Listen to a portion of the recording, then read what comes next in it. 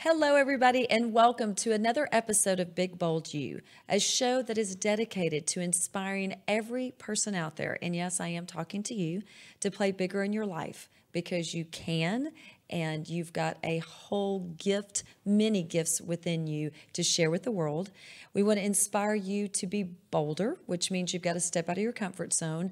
And I tell people all the time, I promise you, once you start getting a little comfortable at being uncomfortable, you enjoy it and you really start to thrive on it because we want you to become the best version of you. So every Monday at 3 p.m., we have a new show. We have got incredible guests that are going to touch your heart, teach and inspire and impact you to do as much good in the world as you can. I believe that we live in a world where there is a war between good and evil, and the only way evil wins is when good people don't do enough.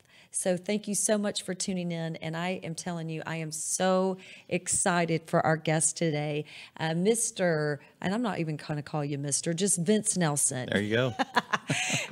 He's amazing. He is the author of this book that we are going to be speaking a lot about today, which is Child of the King. But Vince, before we get started, tell everybody a little bit about yourself and really just whatever you'd like to share at this point. I'm going to be picking his brain like crazy. So this is your first and only opportunity to just share anything you want to share before I just start digging into you. Well, I work in the investment world. I work at Gilhang & Hayes, but Financial Management Group, which is phenomenal. It ties into the purpose that Bethany and I have, my wife, yes, where we are very passionate about helping people live their dreams and maximize the passion, whether it be their business or their individual lives. And she's a master at helping people figure out the steps, getting freed in some areas. And then I have generally focused on the financial end. But my background is not just in the financial world. I've been in the nonprofit world. I've been in the church world, where I was a part of some large churches. And you know what? I just like to think of myself as a kid enjoying life and grabbing other people's hands and saying, let's go take the hill. That's right. And really, we met, I think maybe a year ago, but we really met, in my opinion, in October at the Conversation event, with Tammy Kling's event. And it was an immediate connection, and we talked afterwards, and it was really because we have the same mission, and that truly is to make the world a better place. Every person that we come encounter with, to help inspire them, to help lift them, to help heal them in the best way that our own personal experience can, which really is what this book that you've written is all about. But before we get into this book, I want to know, where did you grow up? So I grew up in, well, kind of all over. I grew up in Texas, went to high school at Highland Park. Before that, though, I was, as a kid, my parents got divorced earlier in life when I was about 6. Ended up moving to New York City with my dad. He was a very famous photographer, now a very famous artist. He moved to New Mexico and has expanded his artwork there. And I decided I wanted to come back to Texas. So my cousins were going to a boarding school, did that. And that's when I went to Highland Park. And then after Highland Park, went to UNT and majored in opera, which I love music. Half my family were artists, half my family were bankers. And I said, I'm going to do both. Right. You might as well. But I never wanted to be a starving artist. So that's when I jumped back into banking after doing that for a time and the investment world at Fidelity Investments and loved it. But But I realized I was passionate about my purpose is helping individuals and organizations reach their full potential. And that's when I went back to the church world, thinking that I would use music. But it was actually when I was in that arena that it was really became more about leadership, about helping other pastors, other leaders. How do you grow the ministry? How do you grow people? And I started working even more with political leaders and different things like that. So leadership was a really big theme for me, and just took off. So it was North Carolina, Ohio, Indiana, and then back to Texas. Well, I'm glad that you mentioned leadership because every month, and I started this year. Every month we have a book of the month, and the book this month, and I'm just going to be honest with you, we had the same book for January and February, which was Napoleon Hill's Think and Grow Rich, and we're going to have the same book for February and March, and this is the 21 Irrefutable Laws of Leadership by John C. Maxwell, because truly everything does rise and fall on leadership. And one of the things he talks about, there's 21 laws of leadership per John C. Maxwell. And the very first law that he talks about is the law of the lid, where when you want to grow in your success in any industry, you really need to grow your leadership skills and your leadership abilities. And I think that when people want to make a huge impact on the world, and I think that most people do. I think most people are good people, and they understand that they have a purpose and a divine calling, and they're just trying to figure out, how do I do it? Well, one of the most important ways is to develop your leadership ability. And I think that's really, to me, when you get to the point when you're starting to write books, when you get to that level where I always say you're spending your money to produce something that you're going to leave on this world where you are long gone, but your time, your energy, your efforts, your resources are going to bless hundreds and thousands of people's lives. That's legacy. And when you get to, that's leadership. Leadership and legacy go hand in hand. And to me, when I picked this book up, so I met Vince, and we immediately had this connection, and he gave me this book, and I knew immediately, I said, Vince, I have to have you on the show. And I started to read the book, and let me tell you what, you don't, it's like page one, folks. Page one, you open it and you start it with a very personal experience, and share with us the reason for the book and really why you chose to open this book with this experience, and share everybody what that experience was. So I cannot tell you how passionate I am about helping leaders lead in greater capacities, whether it be parents, CEOs, entrepreneurs. I am absolutely convinced that there are things in life that we experience in our childhood, that we maybe things that we do that we're ashamed of, and they lock us up and they keep us from moving forward in life. And this book is about freedom. If you are stuck, it is about freedom for you. And specifically, it's and I get women who pick it up and love it all the time, but I really did write it for men, and because it's my own personal journey. I had an affair. I was a pastor. I was leading a pretty large congregation. And so, you get the salaciousness and the gossip and all of that. But underneath the big storyboard headlines of affair or pastor, there's a person. There's a person who was making decisions that ended up hurting a lot of people. And today, back to your question, why did I write this book? I wrote this book for the Jeff Bezos of the world. I wrote this book for the Matt Lauers of the world, for the New England Patriots owner who just was exposed in a pornographic sting operation. There are decisions, and it's not all about affairs and pornography. I mean, every one of us has our own ways of self-medicating. It could be through being a workaholic. It could be a workoutaholic. It could be being an Instagram celebrity. And there's nothing wrong with a lot of those things. But when that is who we say we are, then it's hiding this incredible value that we've already been given, that we've not learned how to live from that place. You know, one of the things that you talk about in the book is a lot of inner wounds, and a quote that you have. There's some incredible quotes from you directly, but one of the ones that really spoke to me was from Carrie Fisher when you said, "We are only as sick as our secrets are."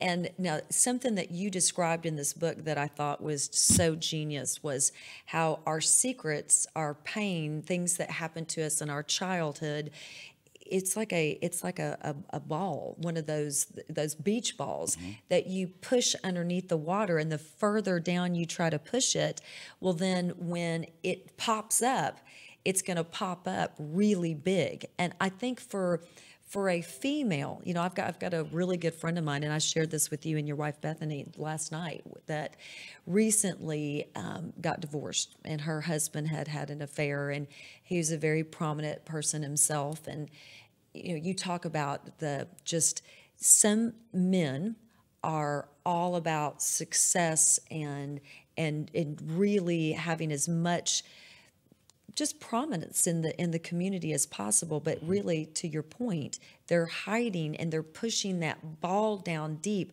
They want everybody to look at okay, look, this is what I've accomplished, but they're suffering inside with some deep inner wounds. And that's really one of the main purposes, you said, writing this book, is you want men to realize that somebody like yourself that's been through so much, and I would love for you to share some of the things that you've been through, and how and when did you discover, I have to let these secrets go. I have to talk about these secrets. And what was that point in your life where you said, okay, this, if I don't uncover it, I'm not going to heal and I'm not going to get better? That's a big question. That's there's decades in that, but I'll make it really short for you. You know, for me, it was a matter of growing up in a broken household. I was sexually abused as a child. Most men don't talk about sexual abuse done to them when they're younger, but it happens just like it happens to young girls. And in America, men, we're told to not be emotional. We're told to just get over it. And so I think we end up stuffing it and not dealing with it. And I had some other issues in my past where my mom ended up going into the lesbian lifestyle, and that was a struggle. And you know, there was so much stuff going on in my life at that time that I realized probably about age 8, I think I basically said to myself, I'm never going to allow anyone to hurt me again. And it was at that moment, looking back, that I created what I call an inner vow. It's that thing inside of us where we decide that at all cost, I don't believe anyone else is going to protect me, so I'm going to do it. Right. But there's a price to that. C.S. Lewis talks about there's a way to protect your heart. You can let it grow hard. You can put it in a little box. You can lock it away so that no one will ever hurt it. But what happens is it becomes just a part of stone. And you become empty and lonely. And humanity, all of us were made for relationships. We were made to interact with people. And so what was happening in my life, even as a child, when I made those inner vows, is I started not trusting people. And so what that meant was I wasn't going to reveal who I was. Right. I wasn't going to share my struggles. There was a time, even growing up, when I became Christian at 15 and was even a pastor in a church. And I would have guys come up to me and say, hey, love you, man. And you know what? The words love you. I was like, that's just a little uncomfortable. Right. Just high five me. Yeah. It's good. and so what was happening in that process was something that Bethany and I talk about. We're actually writing a follow-up book to Child of the King called The Truth and Love Journey. But what was happening was any sense of intimacy, of being fully known and knowing another person fully, was not happening. Right. And that created a deeper void in me to want to be loved, to want it, but because I didn't trust people, I was going out and seeking it, but I was manipulating people to get it. Right. You know, a couple things when I read in the book how, you know, your parents got divorced, you were living with your dad, and he was this incredibly successful photographer, and you'd come home by yourself.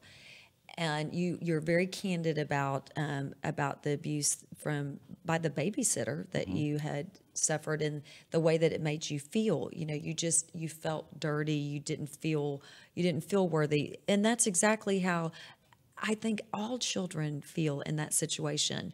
And you said something in the book that just hit me, where you said, there was nobody there to protect me. And you know, I think as a parent, you know, there are 5 kids in our family that we have, 3 biological, 2 bonus. And there was a situation with our kids where one of the children had stumbled into pornography and shared that with another one of our kids. And I'm telling you, I tore down the roof. I was insane. I mean, you know, my husband was like, "Jens, why are you?" But I mean, it almost just brought me to tears when I read that, because I didn't realize what I was doing was I was protecting. Very much so. And kids, not only do they need that, they want that. And it's our jobs as adults to protect kids. And I think that, so, you know, I think everybody does the best job that they can. I don't think your mom or your dad, they didn't intentionally do anything wrong, but we have to protect our kids. And it's just, and to hear that, that's what I think is so impactful, is how you talk about what people do in their adult lives. So much of the dysfunction comes from inner wounds that they're not even aware of. How did you become aware that these were the inner wounds that were impacting? You know, here you are, you're successful, you have a wife, you start having an affair. Believe me, there's plenty of people that have had affairs, and they don't sit around thinking, "Oh, well, what inner wound?" They just think, "Oh, you know, how did you know?" I mean, when did that realization come? You know, I think while I was a pastor and working through those things, there was this sense of, okay, I'm starting to lean this way. I'm starting to go towards an affair. I'm starting to, you know, that's bad. I need to stop doing it. But what I've realized was, even though there was this awareness that was starting to rise, it was also like I didn't really care. And I basically, going back to my childhood, because that was done to me, because of the things I experienced, I believed that I wasn't worthy. I believed I wasn't worth anything. And so I really thought in the back of my mind, it doesn't matter anyway. Right.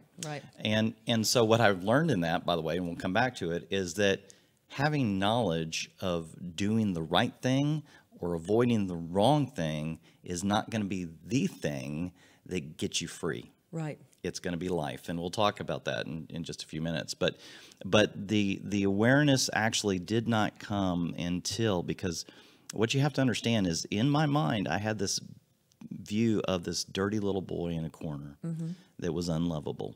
But the image I projected was a very successful, commanding, this is where we're going, this is the right thing to do, and I led a lot of people. But inside I was dying. And what I also learned, and you know, for those who have been betrayed by a spouse through an affair, I want to tell you this.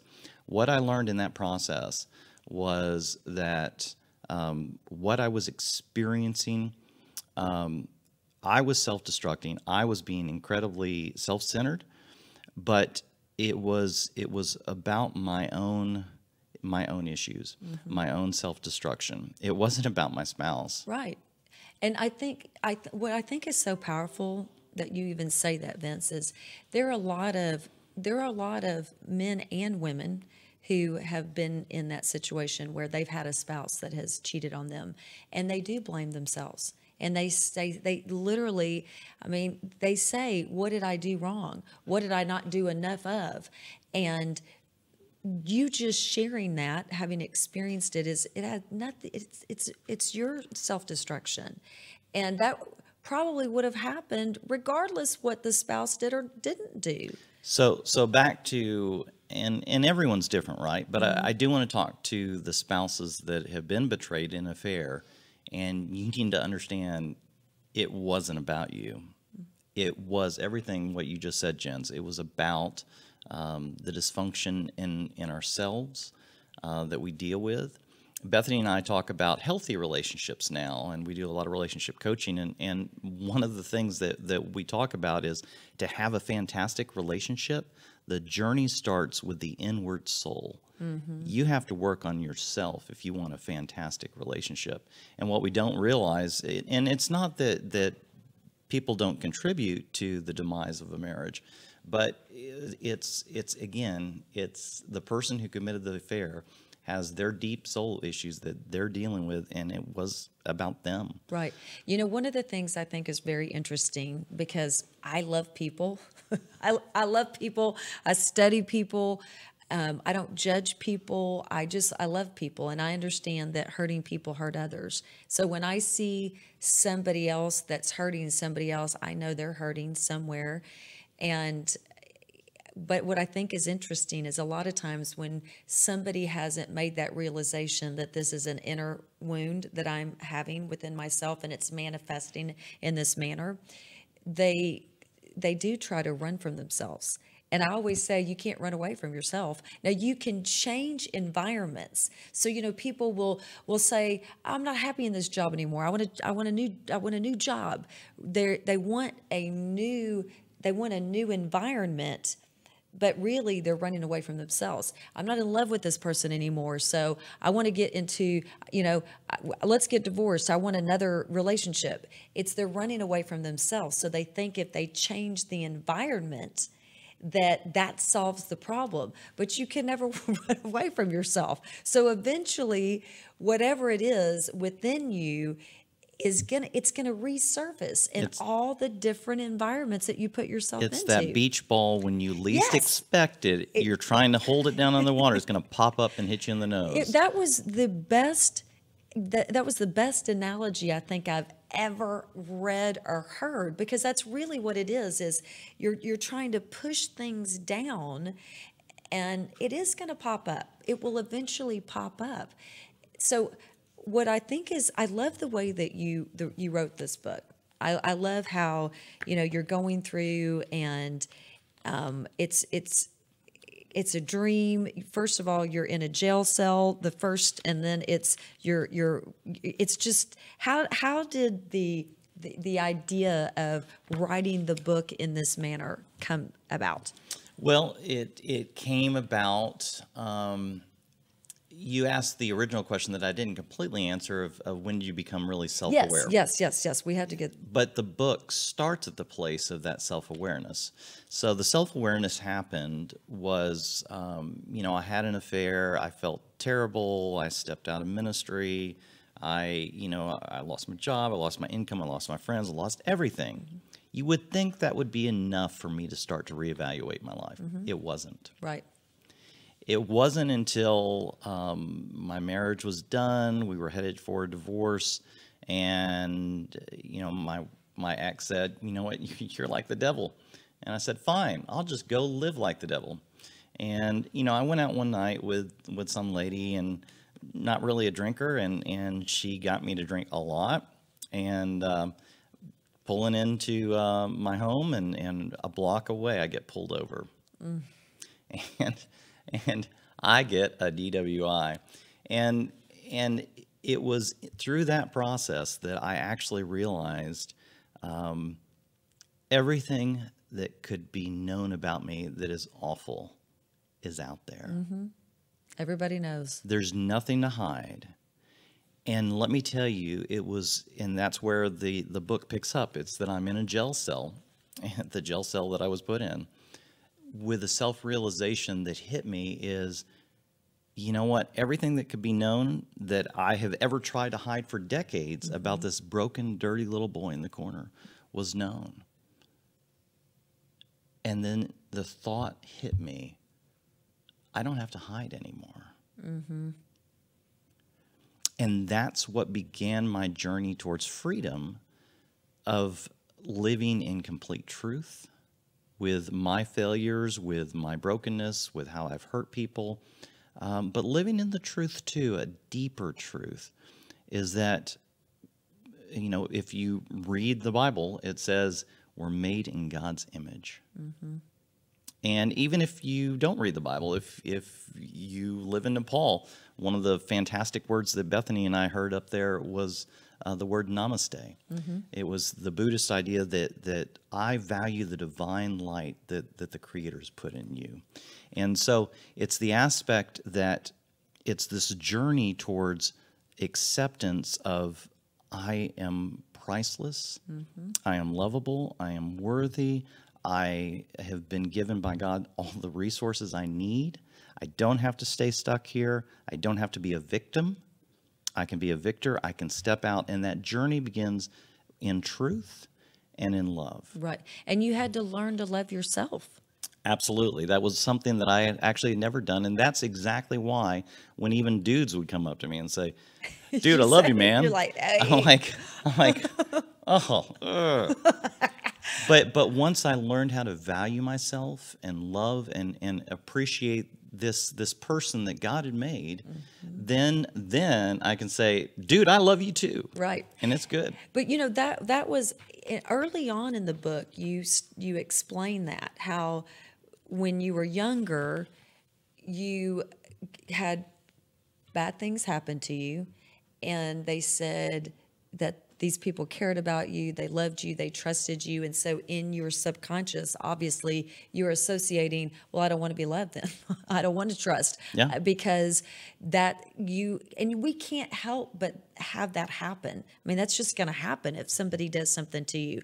So, but what I think is interesting is you would feel a certain way when somebody would say, hey, dude, I love you. Or you're like, hold on a second. I mean, you would feel something within you, which I think is a sign for other people. It is. That if you're in a place in your life that things make you uncomfortable, if somebody shows you too much attention or too much love, if you're like, oh, hold on, just don't get too close.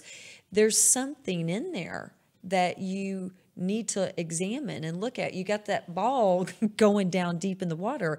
You know, you said another thing too that I think is very telling, that when you were prior to the realization of really coming to grips with 100% absolute truth, you manipulated people, and you would manipulate them probably out of just a control. You know, you wanted to control your environment.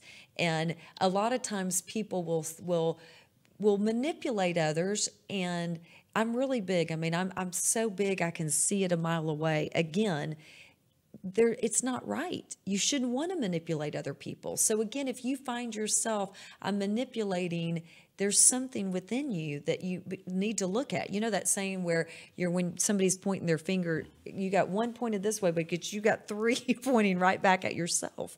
That to examine, hold on a second, these are traits that I might have, and there's something deeper that you've got to deal with. So let me give you an example of a word that I think summarizes for a lot of men and women in some regards, but definitely I think men, and that is success.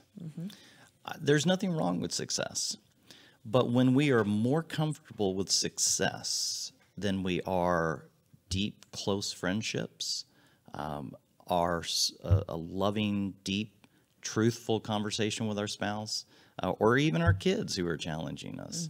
When we're more comfortable with success, then start to look for the telltale signs of manipulating, of of making decisions for the betterment, or rather to find your own value rather than honoring the value and the light in other people. And I can't stop thinking about how many men probably that are very highly successful in business have a lot of healing from inner wounds. And that's one of the reasons why they probably have put so much time and energy and effort into succeeding professionally.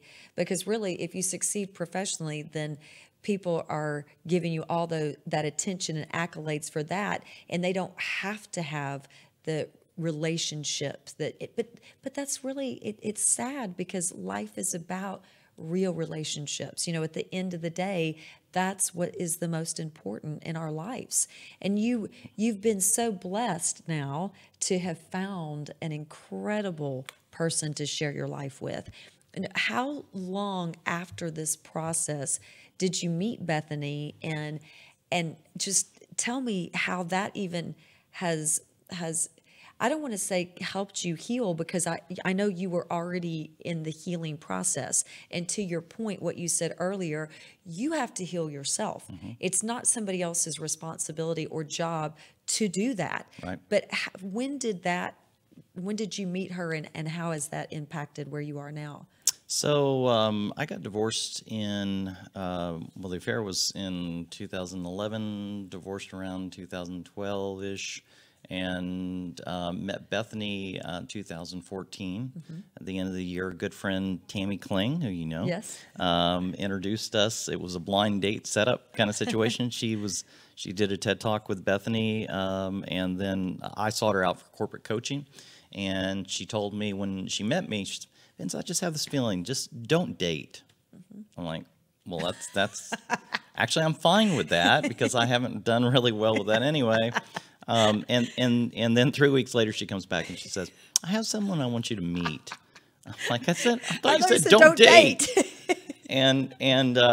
So we went out, we met each other. We actually kind of figured out before we ever met face to face who we were. I saw this gorgeous blonde bombshell social media expert who speaks, who's written 6 books, and corporate executive who Facebook friended me. And it was funny because initially we had some serious stereotypes. I was like, oh, she's probably superficial. She's just about money.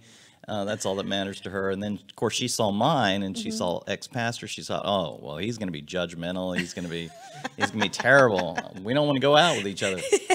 But we started talking, and we actually tried to run each other off. How to lose a date in Right, in 9 days or something like that. We kind of tried to use those techniques. But what we found, because we were determined to be brutally honest, very truthful up front, is because we shared all our failures. I shared not just the affair, but I shared the reason behind the affair, and all those things that you would never share on a first or second or third date. And what happened is we were kind to each other. We listened to each other, and actually we started drawing closer to each other. And it was in that process that we learned what intimacy was really about. It was about knowing someone fully, allowing them to fully know you, and still be embraced. Right. And that's what truth and love is about. And so part of the book takes place where on Mount Kilimanjaro, where we're climbing up. We had 10 people with us, and 5 of them, because of the altitude, it's 19,300 feet, weren't able to make it. 5 of us did, but I proposed to Bethany on top of the mountain. That's amazing. She was doing a show, and we shot it once, and she was out of breath. I said, "Honey, you got to do it again." The camera got stuck, and she was so mad. And she was starting to talk, and I walked out to her and was able to get on my knee and propose to her and give her a ring. And she was crying. Couldn't tell if it was because she was out of air or she was touched. She was definitely speechless. But no, that was great. But unfortunately, 45 minutes after that, one of our climbing companions died on the summit. Oh my gosh. And so that's the backdrop of the book, where I begin this reflective thing on the way down, where I meet someone called the king, or the son, who introduces me to the king. Not comfortable with the king. Right. King's the king's, well, he's the king. He's the king. But the son was cool, and the son teaches me what it means to be a son of the king. And the cool thing is, the idea of that we're made in God's image, it's so far beyond, I think, what we can get our mind around. It's the idea that everything that God has, He wants to give you. His resources, his energy, the sense of honor. I think sometimes for men especially, we want honor, and we think we have to do all these things to get it, not realizing that He's already given us honor, that just by being and resting, we have it. Right. And it's that from that place that we can make great corporate decisions, that we can be a great dad, that we can be a great husband, and great friend. Well, one of the chapters, it talks about kingdom language. And I love that chapter where the son starts to teach what does kingdom language, the kingdom tongue. So share with us what that kingdom language, the kingdom tongue is. Well, I think it's understanding that the first thing is, it's counterintuitive, but the kingdom is a kingdom of opposites. So when we say love, most people will think in this world, I love to I do something for you, so you'll do something for me. Right. Versus there's actually this divine principle that if I just love you and I just do things for you, and I'm not even worried about what you're doing, right, but I'm just loving you back, I will be blessed beyond what I can possibly imagine. Right. Even if it's not you who does that. Exactly.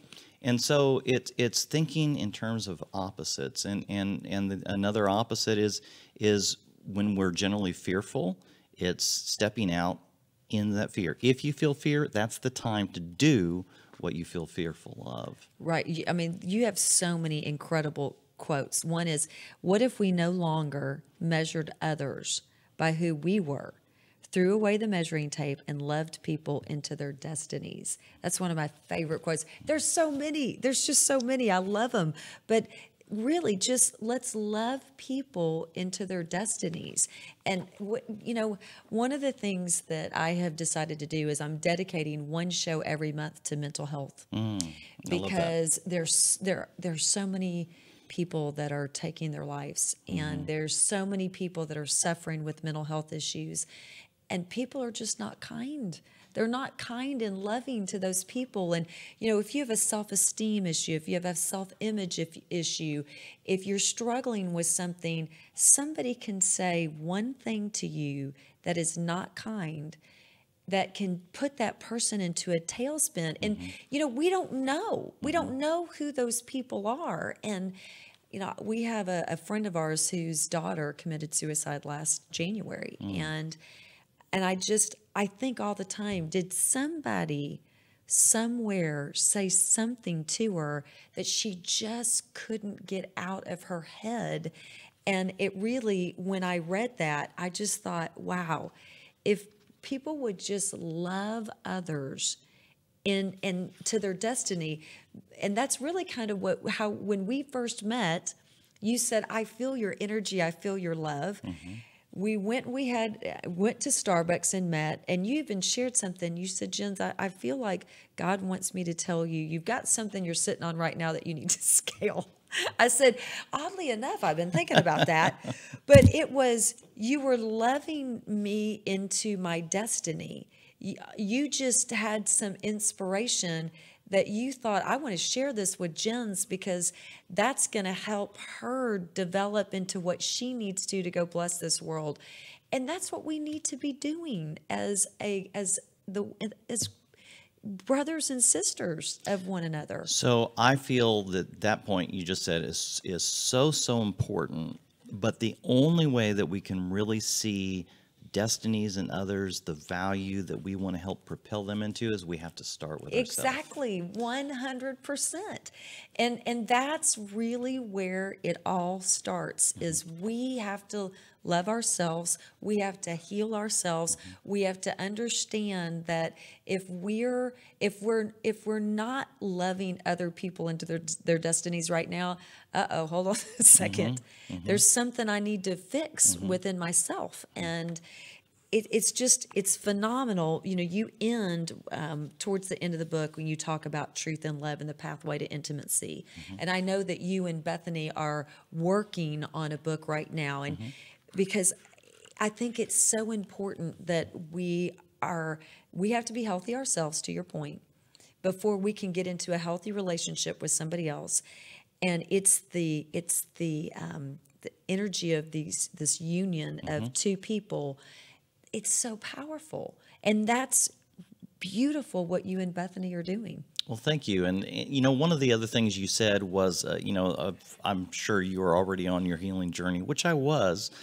But to me, one of the reasons why we call what she and I do with couples, we call it the intimacy journey or the truth and love journey, is it is a journey. And I can't tell you how many times we're living in truth and love with each other. What I found, here's a little secret in dating, if you want to get it. When we all have soul wounds, things that we've been hurt in the past that we're not even aware of, and someone does something that steps on it, and it makes us react. And here's what happens. We react, and generally we might hit that other person's soul wound. And so they react, and then pretty soon that date is over very quickly.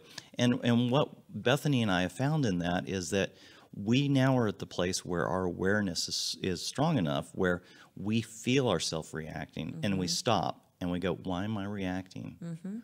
What is it in me that's causing me to do that? And then we start to have a discussion about that.